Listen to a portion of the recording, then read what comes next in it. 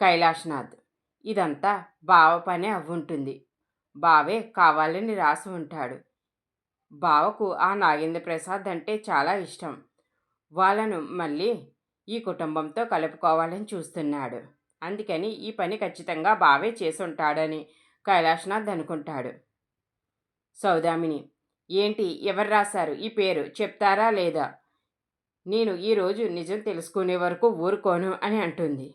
నయనతార సక్కుబాయితో: అమ్మా, ఈ పేరు ఎవరు రాసి ఉంటారంటావే అని అంటే, ఏమో నాకేం తెలిసే. ఈ పేరు చూసినందుకే కదా మీ అత్త ఇంత కోపంతో రగిలిపోతుంది. అయినా ఎప్పుడో వెళ్ళిపోయిన ఆ కుటుంబం మీద మీ అత్తకు ఇంకా కోపం తగ్గలేదు. అసలు ఈ పని ఎవరు చేసుంటారంటావంటే నాకు మాత్రం ఏం తెలుస్తుంది అని సక్కుబాయి అంటుంది. కైలాష్‌నాథ్: సౌదామిని, నీ అనుమానం ఏమిటో ఇప్పుడే తీర్చేసుకుందాము. ఇప్పుడు ఆ పేరు పక్కనే ఇక్కడ ఉన్న వాళ్ళంతా పేరు రాస్తారు.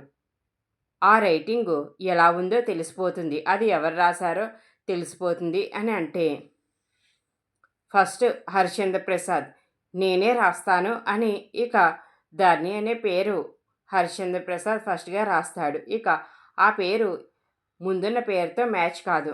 తర్వాత కైలాష్‌నాథ్, చందన ఒకరి తర్వాత ఒకరు పేర్లు రాస్తారు. ఆ పేర్లు ఏవి మ్యాచ్ కావు. ఇక చివరికి మైథిలి ఉంటుంది.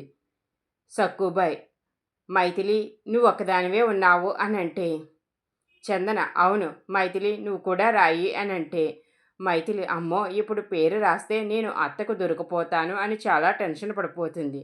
అయినా తప్పదు కదా అని పేరు రాయబోతుంటే సౌదామిని: మైథిలి ఆగమ్మా అని అంటుంది.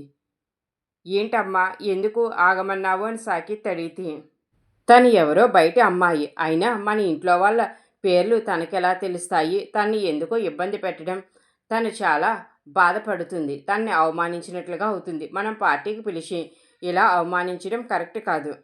మైథిలి: అమ్మయ్య, తప్పించుకున్నాను. లేకపోతే ఈరోజు దానిని నేనేనని తెలిసిపోయేది. ఇక అప్పుడు అత్త కోపానికి నేను కూడా బలైపోవాల్సి వచ్చాను అని అనుకుంటుంది.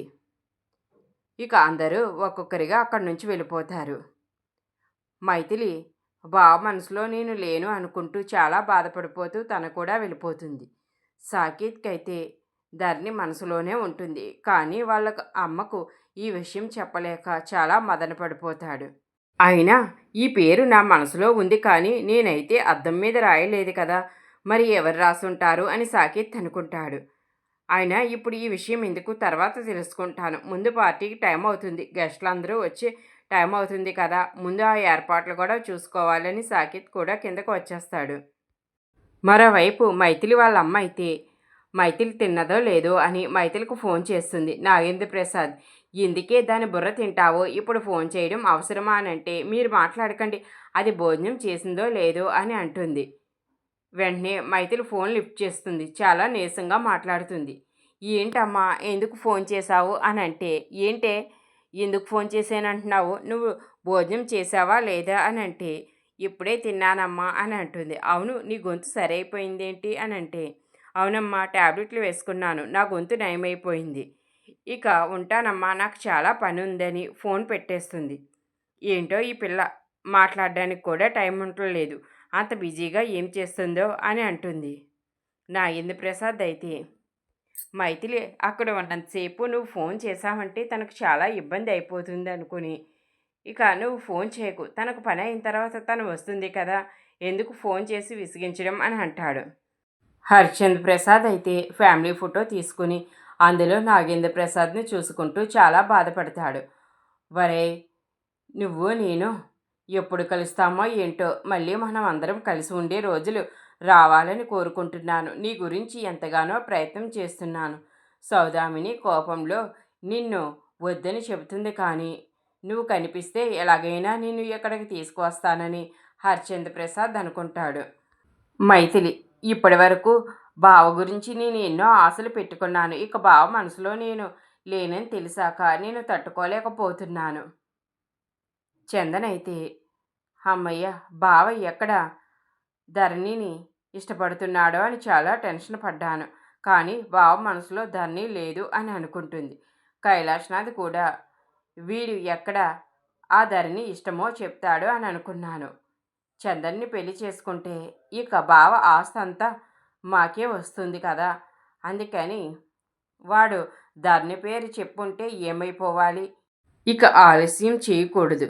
మనసులు మారేలోపు సాకేత్కి చందనకు పెళ్లి జరిపించెయ్యాలి. లేకపోతే ఈ ఆస్తి కూడా నాకు దక్కకుండా పోతుంది. మైథిలి చాలా నీరసంగా అయిపోతుంది. ఇక వాళ్ళ బావన్న మాటలే పదే పదే గుర్తు చేసుకుంటుంది.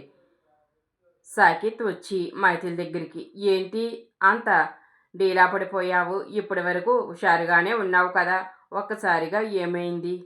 ఓ, అన్ని పనులు చూసుకుంటున్నావు కదా, అందుకనే నా ఈ నీరసం అని అంటాడు. అవును బాస్ అని అంటుంది. నీ నీరసం అందుకు కాదులే, నాకు తెలుసులే అని అంటే, ఏంటి బాస్ మీకు ఏం తెలుసు అని అంటుంది.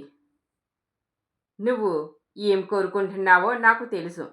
మైథిలి, ఏంటి బావకు నా మనసులో మాట అర్థమైందా? అందుకనే ఇంత ప్రేమగా మాట్లాడుతున్నాడా అని అనుకుంటుంది. ఏంటి బాస్ మీకు ఏం అర్థమైంది అని అడిగితే, నీకు డ్రెస్ లేదని ఫీల్ అయ్యావు కదా, నీకోసం ఇదిగో డ్రెస్ తీసుకువచ్చాను. సాయంత్రం పార్టీలో ఈ డ్రెస్ వేసుకో అని సాకేత్ చెప్తాడు.